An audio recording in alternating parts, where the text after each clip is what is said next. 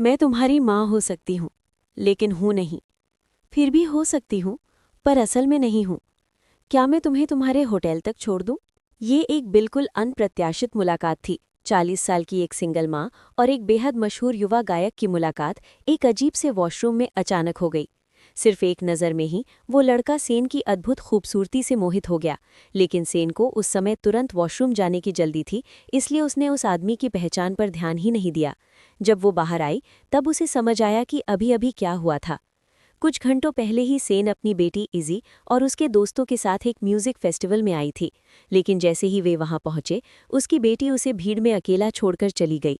मजबूरी में सेन ने सोचा कि कहीं जाकर थोड़ा आराम कर लिया जाए। इसी दौरान कहानी का सबसे अहम किरदार सामने आता है। ये वही बैंड था जिसका नाम ऑगस्ट मून था, जो उस समय बहुत मशहूर था और हजारों फैंस को अपनी तरफ खींच रहा था, जिनमें सेन की बेटी भी शामिल थी। लेकिन सेन को इस बैंड में कोई दिलचस्पी नहीं थी। वो बस बाथरूम ढूंढ रही थी। किसी के इशारे पर वो एक ट्रेलर की तरफ चली गई और उसे बाथरूम समझकर अंदर जाने लगी, लेकिन असल में वो बैंड के परफॉर्मर्स का ड्रेसिंग रूम था। जब उसे पता चला कि वो गलती से एक स्टार के ट्रेलर में घुस गई है, तो उसे बहुत शर्मिंदगी महसूस हुई। उसने तुरंत माफ़ी मांगी और वहां से जाने लगी। तभी उस गायक हेज ने उसे रोककर पूछा, क्या तुम कुछ पीना चाहोगी? सेन ने मना कर दिया क्योंकि उसे गाड़ी चलानी थी। बातचीत के दौरान हेज ने पूछा कि क्या वो उसकी फ़ैन है। सेन ने बताया कि वो अपनी बेटी के साथ यहाँ आई है। तभी हेज का मैनेजर आया और उसे परफॉर्मेंस के लिए तैयार होने को कहा। सेन जाने लगी, लेकिन उसी पल उसने हेज को बिना शर्ट के देखा। उसका आकर्षक चेहरा और शानदार शरीर देखकर वो कुछ पल के लिए ठिठक गई। उसे तब बिल्कुल अंदाजा नहीं था कि ये लड़का जो लगभग 20 साल छोटा था, उसकी पूरी जिंदगी बदलने वाला है। उस रात कॉन्सर्ट शुरू हुआ। परफॉर्मेंस के दौरान अचानक हेज ने कहा कि आज उसे किसी से मिलकर प्रेरणा मिली है, और उसने एक खास गाना गाया, क्लोजर। सेन को ये नहीं पता था कि वो गाना उसी के लिए था। हर हरकत पर सेन हल्का सा शर्माने लगी, लेकिन 40 साल की उम्र में वो अब इतनी आसानी से भावनाओं में बहने वाली नहीं थी, इसलिए उसने उस भावना को अपने दिल में दबा लिया। कॉन्सर्ट के बाद सेन अपनी गैलरी के काम पर वापस चली गई, लेकिन अगले ही दिन हेज अचानक उसकी गैलरी में पहुंच गया। उसने कहा कि वो अपने घर की सजावट के लिए कुछ पेंटिंग खरीदना चाहता है। वो उसे अलग अलग पेंटिंग दिखाने लगी, लेकिन अचानक उसने कहा, मैं ये सब ले लेता हूँ। सेन को समझ आ गया कि हेज का असली मकसद कुछ और है। धीरे धीरे दोनों की बातचीत गहरी होती गई।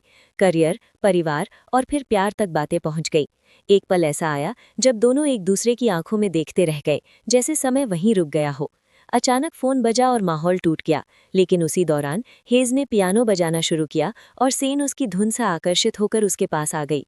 उस पल की भावनाओं में बहकर सेन ने हेज को चूम लिया, लेकिन अगले ही पल वो खुद को रोकती है और कहती है, मैं तुम्हारी माँ हो सकती हूँ। वो डर गई थी कि कहीं वो इस रिश्ते में बहुत गहराई तक न डूब जाए, लेकिन हेज उसके प्यार में पड़ चुका था। इसके बाद उनकी मुलाकातें बढ़ती गई।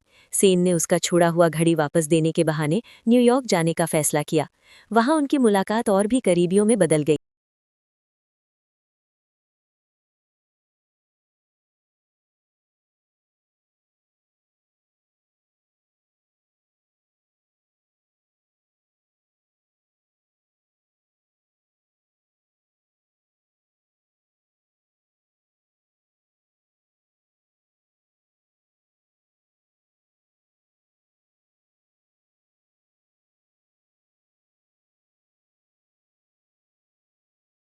धीरे धीरे दोनों एक दूसरे के साथ यात्रा करने लगे। उनका रिश्ता और गहरा होता गया, लेकिन मीडिया और लोगों की बातें उनके रिश्ते पर भारी पड़ने लगी। पापाराजी ने उनकी तस्वीरें ले ली और इंटरनेट पर उनकी चर्चा शुरू हो गई। सबसे ज्यादा असर सेन की बेटी इज्जी पर पड़ा। स्कूल में लोग उसके बारे में बातें करने लगे। आखिरकार सेन ने अपनी बेटी की खुशी को प्राथमिकता देते हुए हेज से अलग होने का फैसला कर लिया। दोनों ने भारी दिल से एक दूसरे को अलविदा कहा। जाने से पहले हेज ने सेन से कहा, मेरा 5 साल इंतजार करना। उसका मानना था कि 5 साल बाद उसकी प्रसिद्धि कम हो जाएगी और वे सामान्य जिंदगी जी पाएंगे। 5 साल बीत गए। दुनिया बदल गई, खबरें खत्म हो गई और सब कुछ सामान्य हो गया। लेकिन सेन कभी भी हेज को भूल नहीं पाई। वो उसकी हर परफॉर्मेंस देखती रही। और फिर एक दिन भीड़ के बीच उसने वही चेहरा फिर से देखा। प्यार की खूबसूरत कविता में उम्र सिर्फ समय की एक हल्की सी लकीर होती है। ये दो दिलों को मिलने से कभी नहीं रोक सकती। शायद यही असली प्यार है। तुम मेरे अतीत का हिस्सा कभी नहीं थे, लेकिन मेरा पूरा भविष्य तुम ही हो। हमारा प्यार शायद इसी के लिए बना था।